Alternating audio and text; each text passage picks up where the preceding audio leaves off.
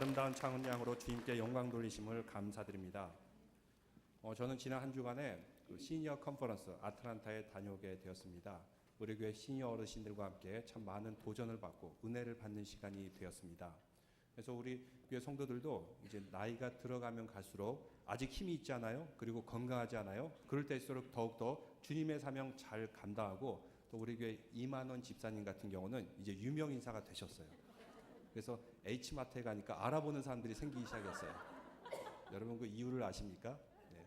거의 유일하게 시니어 컨퍼런스 마지막 날 이제 독주회를 하셨습니다. 하모니카로 독주회를 하셨는데, 마지막 배울 때하고 40년 전이라고요? 근데도 이렇게 40년 전인가요? 30년 전인가요?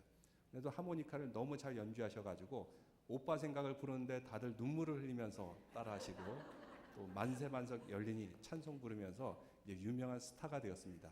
우리 권사님도 이렇게 무용으로 스타가 되셨고, 참 너무나도 아주 즐거운 시간 재밌게 다들 갖고 왔습니다. 내년에도 또 더욱더 풍성한 시간이 될 줄로 믿고, 내년에는 우리 시니어들 함께 참석해 주시면 감사드리겠습니다. 네. 어떤 사람이 호텔에 묵게 되었습니다. 푹 쉴 생각에 최고급 호텔, 그리고 가장 경치가 좋은 방을 선택해 가지고 예약을 했습니다. 체크인을 해서 그 방에 들어가서 가방을 풀려고 하는데, 그때 매니저가 오더니 이렇게 인사를 하는 겁니다. 저희 호텔을 찾아주셔서 감사합니다. 내 집이다 생각하고 편하게 쉬십시오. 그랬더니 갑자기 그 손님이 짐을 다시 싸기 시작하는 겁니다. 그리고는 방을 나갑니다. 매니저가 놀라서 물어봤어요. 아니 무슨 문제라도 있습니까? 그러자 손님이 이렇게 대답합니다. 내가 집이 골치가 아파가지고 쉬러 왔는데 여기서도 집처럼 살라뇨 하면서 집을 싸고 나갔다는 그런 얘기가 있습니다.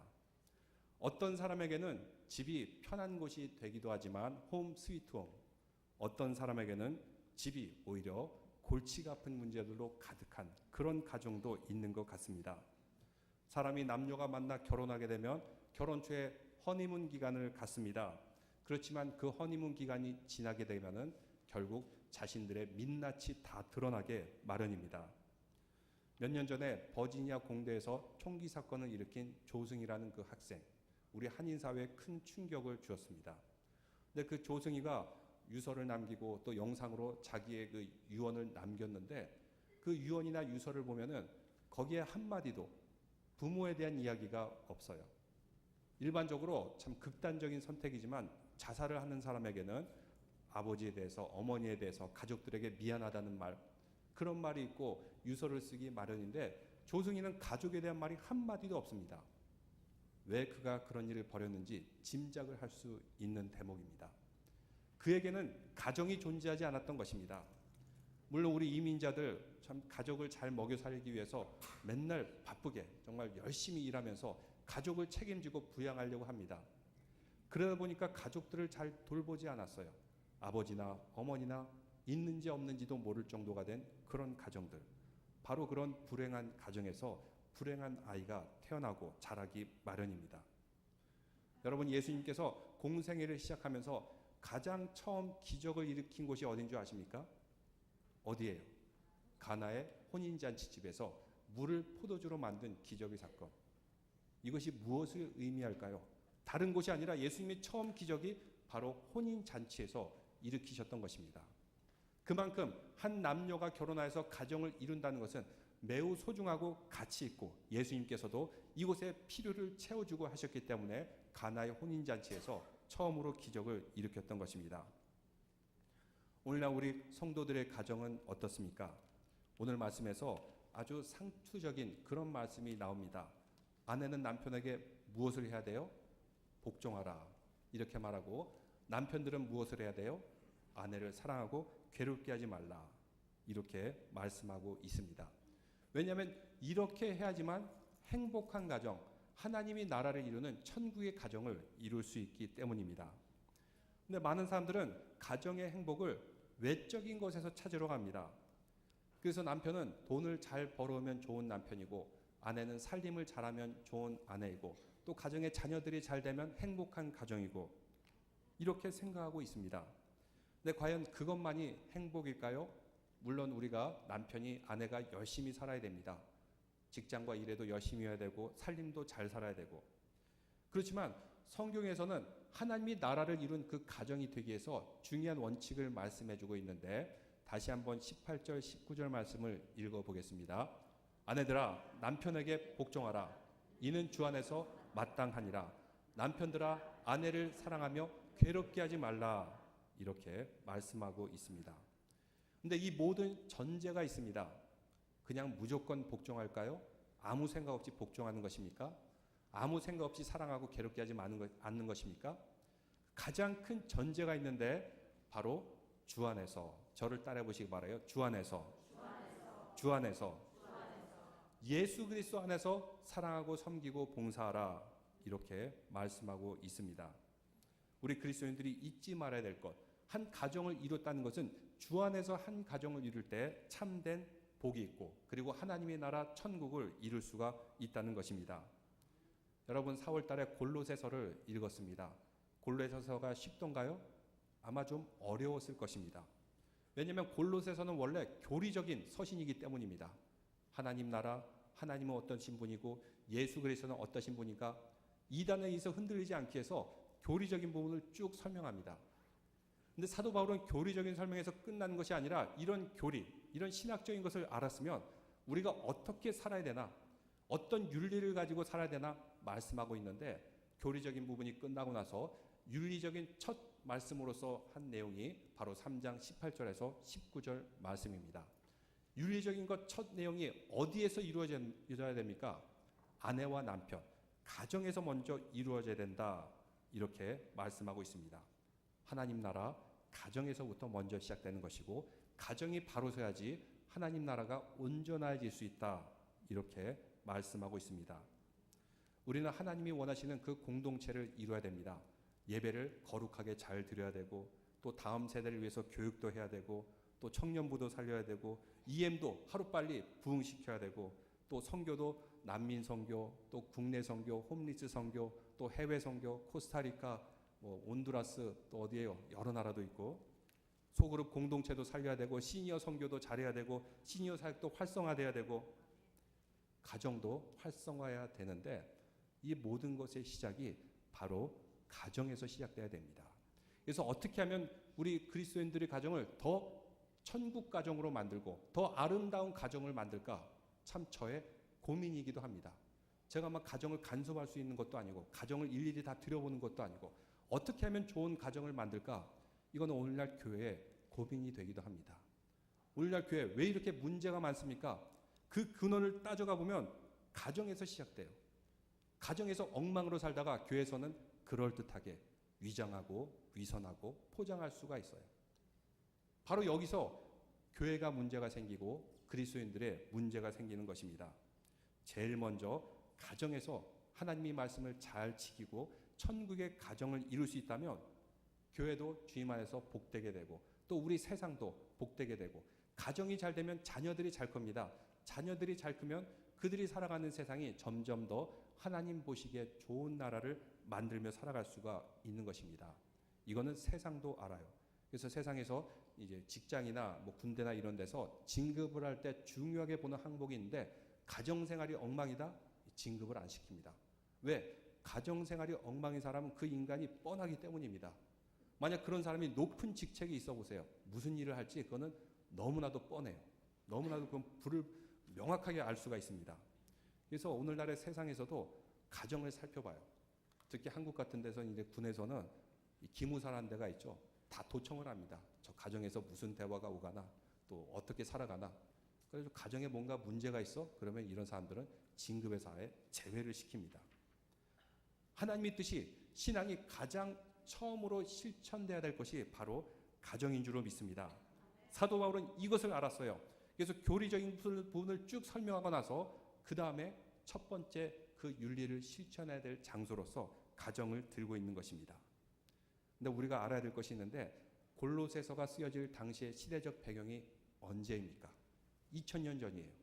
유대 문화, 보수적인 문화, 남성 중심의 문화가 팽배했던 그런 시절입니다. 그런 시대는 여성의 인권이 없었습니다. 여성은 사고 팔 수가 있었어요. 아내가 마음에 들지 않으면 언제든지 이혼 증서만 써주고 버릴 수가 있어요. 그래도 죄가 아닙니다. 지난 시간에도 얘기 드렸듯이 어린아이가 태어났을 때 아빠가 마음에 안 들다 죽여도 죄가 아닌 그런 사회였습니다. 철저하게 남성 중심의 사회였어요. 그런 가운데서 말씀하고 있습니다. 남편들아 아내를 사랑하며 괴롭게 하지 말라. 여기서 남편들아 아내를 사랑하라 라고 했을 때 무슨 원어를 썼을까요? 일반적으로 사랑하면은 남녀 간의 사랑을 에로스라는 단어를 사용합니다. 오늘날은 에로스라는 단어가 좀 이상하게 쓰여지는데 남녀 간의 사랑을 에로스라고 사용해요. 그런데 오늘 성경에서는 아내를 사랑할 때 그 사랑을 아가페라는 단어를 사용하고 있어요. 아가페는 절대적인 사랑입니다. 조건 없는 사랑. 그리고 남편은 좀 힘이 있기 때문에 좀 권위가 있기 때문에 아내를 쉽게 괴롭힐 수가 있어요. 근데 아가페로 사랑하면서 괴롭게 하지 말라 이렇게 말씀하는데 이 말씀은 시대를 뛰어넘는 당시로서는 아주 놀랄 만한 파격적인 윤리입니다. 오늘날 보면은 미국이란 나라도 여성에게 투표권을 주어진 때가 얼마 되지 않았어요. 불과 얼마 되지 않았습니다. 여러분 어떻게 여성에게도 투표권이 주어졌는지 압니까? 원래 헌법상 이것을 막고 있다가 이제 헌법을 바꾸기 시작했어요. 그러면은 이제 연방 정부에서 연방 의회에서 이제 통과가 돼야 됩니다. 상원, 하원 통과가 돼야 되고 헌법을 바꾸기 위해서는 이것에 준하는 것이 아니라 그 다음에 주에서도 이것을 어프로브 해야 돼요. 미국에 있는 그 50개 주에서 3분의 2가 어프로브 해야지 이제 그 헌법은 변경될 수가 있는 것입니다. 4분의 3 이상 이렇게 통과돼야 되는데 그 결정적인 역할을 한 주가 어딘지 아십니까? 예, 우리 테네시에 사신 분들은 다 상식적으로 알고 있죠. 테네시가 아주 결정적인 역할을 했다는 거. 그것도 통과가 될 때 한 표 차이로 통과됐어요. 겨우. 여러분 뭐 상식적으로 다 아시겠지만 제가 다시 설명드리면 테네시 주의회에서 해리 번즈라는 의원이 있었습니다. 근데 이 의원은 반대였다가 나중에 찬성으로 돌아서게 되었는데 그것은 어머니의 편지 때문에 그가 마음을 돌이켰다고 합니다. 어머니가 그에게 편지를 썼어요. 아들아, 나의 착한 아들아, 내가 여성 참정권에 찬성표를 던지거라. 이 편지 한마디 듣고 그 해리 번즈 의원이 이제 여성 투표도 가능하다. 그럼을 통해서 테네시가 통과됨을 통해서 주가 3분의 2가 찬성함을 통해서 이제 여성에게도 투표권을 줄 수 있는 곳이 이제 생기게 되었는데 1920년도 8월 달에 드디어 여성도 참전할 수 있게 되었습니다. 모두 다 상식으로 아시죠? 아시는 내용들. 네, 기본적인 거. 얼마나 자랑스러운 테네시예요. 테네시가 이 캐스팅 보트 역할을 했다는 것입니다. 오늘날 보면은 아직도 이슬람에서는 여성들이 차도를 쓰고 인권이 유린되면서 운전면허도 못 따게 하는 그런 나라들이 있어요. 하물며 2000년 전에는 어땠을 것 같습니까? 여성의 인권은 전혀 존재하지도 않았던 그런 나라, 그런 세상이었습니다. 근데 기독교 윤리, 사도 바울의 그 말씀이 이루어지게 되어서 하나님 나라, 하나님 통치가 이루어지게 되어서 오늘날 모든 여성들 또 어린아이들에게도 인권이 확립된 그런 나라가 되었던 것입니다. 그래서 예수 믿는 사람들은 특별히 여성 중에서 여성들이 더 감사해야 됩니다. 여성의 인권, 아이들의 인권 존중하는 나라가 되었기 때문에. 또 오늘 18절, 19절 말씀에 보니까 아내와 남편이 하나님 나라를 이루기 위해서는 남편 혼자만 지켜서도 안 되고 아내 혼자만 지켜서도 안 돼요. 그래서 사도 바울이 누구에게 얘기합니까? 남편과 아내에게 동시에 얘기합니다. 아내들아 남편에게 복종하라. 이는 주 안에서 마땅하니라. 남편들아 아내를 사랑하며 괴롭게 하지 말라. 이것이 쌍방이 다 이루어져야지만 그 가정은 하나님 나라를 이룰 수가 있습니다. 서로에 대한 의무를 말하고 있어요. 그런데 18절 말씀에 보면 아내들아 남편에게 복종하라. 복종하라고. 여러분 오늘날에 좀 이해가 됩니까? 왜 아무리 오늘날 시대는 남녀가 다 평등한 시대인데 왜 아내만 남편에게 복종해야 되는가? 우리가 인권을 평등이라고 얘기하고 있지만 사실은 남자고 여자고 똑같지가 않아요. 동등하지 않습니다. 신체적으로도 차이가 있고 뭔가 남자고 여자고 이 기질도 차이가 있어요. 남자는 특징이 있는데 결과를 중시해요. 빨리 결과를 보고 싶어 합니다. 여성은 어떤 특징이냐면 과정을 더 중시하게 생각합니다. 그래서 남자는 스포츠에 일반적으로 막 열광하면서 보는 이유, 결과가 중요하기 때문이에요. 근데 여성은 과정을 중요하기 때문에 드라마 16부작, 20부작 하는 그 드라마를 쭉 보는 것에 더 빠져드는 것입니다.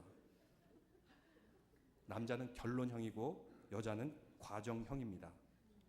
또 남자의 특징이 있는데 빨리 그 결과를 보고 존중받기를 원해요. 근데 여성은 사랑과 배려받기를 원합니다.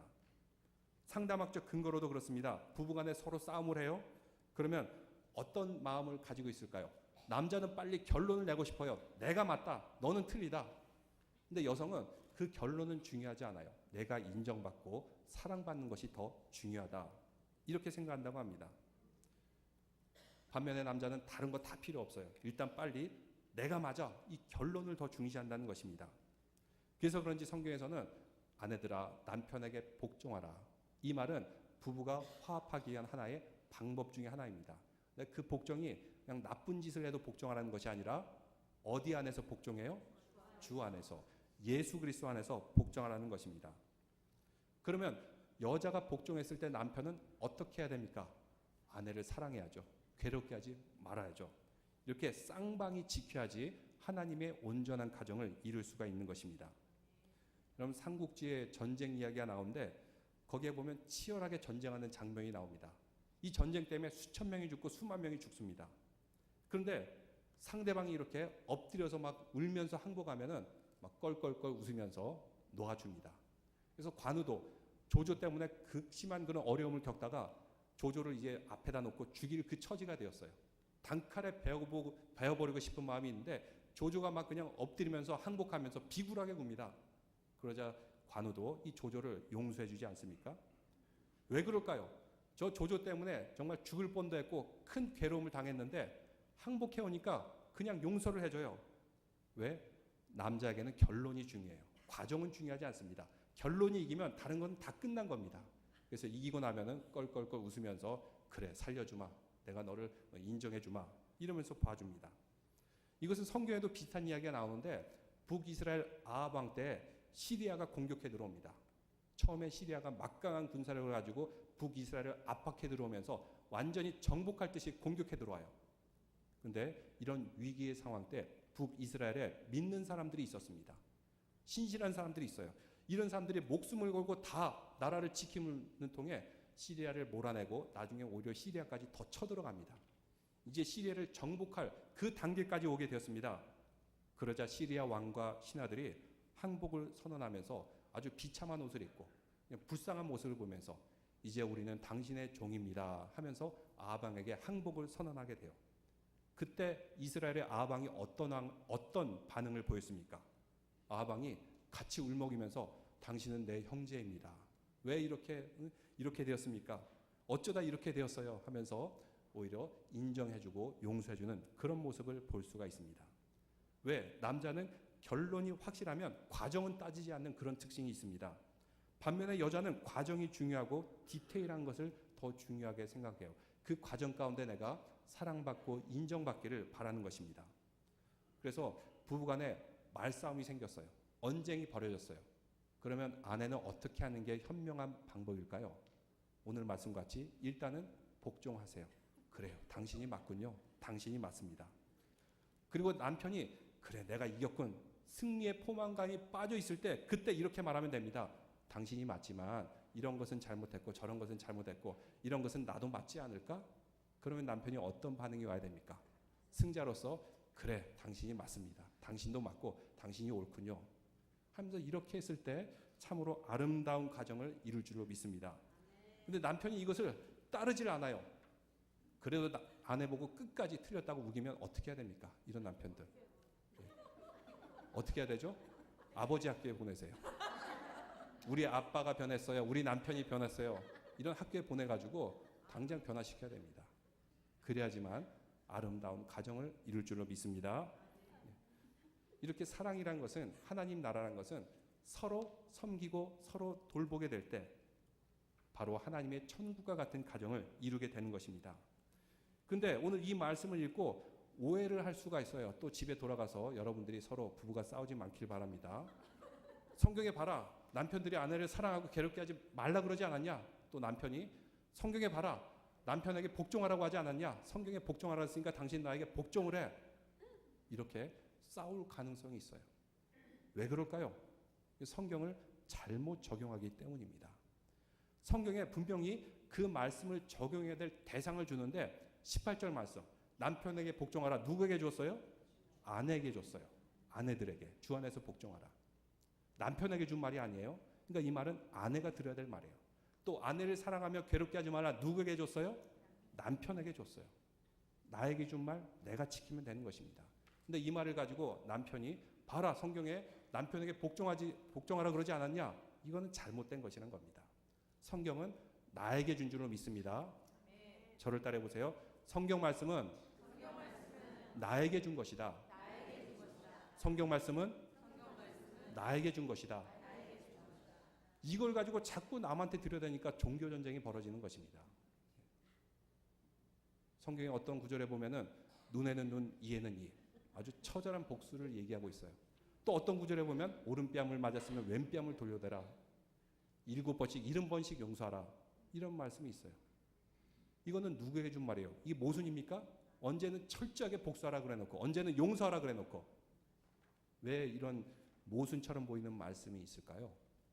성경 말씀은 다 각자에게 주어졌기 때문입니다. 눈에는 눈, 이에는 이. 이 말씀은 가해자에게 줬습니다. 네가 남의 눈을 상하게 해? 그럼 너희 눈도 상하게 해야 된다. 가해자에게 준 말씀입니다. 네가 남에게 손해를 입혔어? 이 이상을 네가 갚아야 되느니라. 가해자에게 준 말씀이에요. 반대로 오른뺨을 맞았냐? 왼뺨을 돌려대라. 이것은 피해자에게 준 말씀입니다. 네가 이런 아량을 가지고 용서하라. 담대함으로 이겨라. 근데 이것을 가지고 오른뺨을 쳐놓고 봐라, 성경에 오른뺨 돌리면 왼뺨도 돌려대라 그러지 않았냐 하면서 남에게 강요하는 그런 말씀이 아니라는 것입니다. 성경 말씀은 나에게 주신 말씀인 줄로 믿습니다. 그래서 오늘 말씀도 아내들아, 아내가 들어야죠. 남편들아, 남편이 들어야죠. 각자에게 주신 말씀 내가 적용할 때 그때서야 비로소 하나님의 아름다운 나라, 온전한 가정이 이루어지게 되는 것입니다. 또 오늘 골로새 교회를 통해서 성경은 우리에게 말씀해 주신 이유, 왜 하나님 나라를 말씀하면서 제일 처음으로 가정을 얘기했을까요? 왜냐하면 우리 가정에 하나님의 통치가 이루어지기 가장 어려운 곳이기 때문입니다. 왜 어려울까요? 우리는 가정에 들어가게 되면 나의 민낯이 그대로 드러납니다. 우리가 밖에 나와서는 위선합니다. 위장합니다. 그런데 가정에서도 위선과 위장이 통할까요? 나의 민낯이 다 드러나게 됩니다. 내 남편이 어떤 사람인지, 내 아내가 어떤 사람인지 밖에서 보이는 모습하고 가정에서 틀리죠? 안 틀립니까? 여러분들은 아주 좋은 남편과 아내를 만난 줄로 믿습니다. 밖에서는 신앙 있는 척, 거룩한 척해도 가정에서는 그 사람의 신앙이 어떤지, 인격이 어떤지 다 드러나게 됩니다. 어두운 그늘, 상처, 아픔, 가정에서는 숨길 수가 없어요.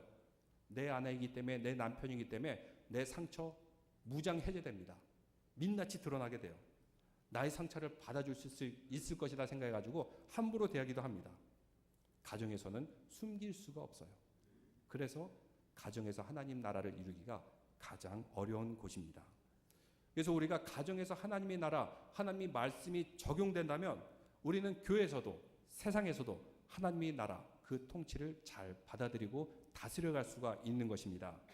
어려운 가정에서도 해냈는데 세상에서 우리가 하나님이 그 나라를 이루지 못하겠습니까? 또 가정 속에서는 우리가 가지고 있던 방어 기제들이 다 벗겨지게 됩니다.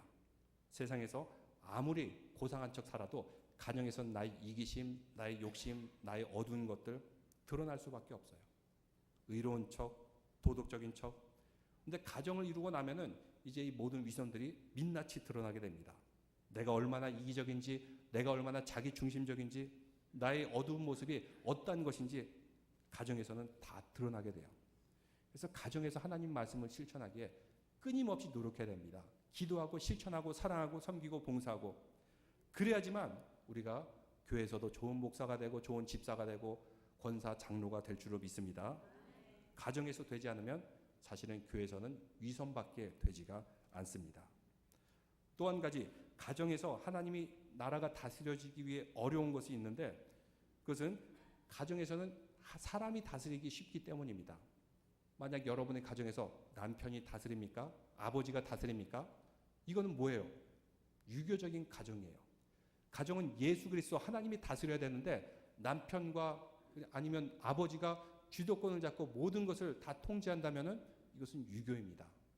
우리 그리스도인들의 가정은 예수 그리스도 안에서 예수 그리스도가 다스리는 아름다운 가정이 되시기를 주님의 이름으로 축원합니다.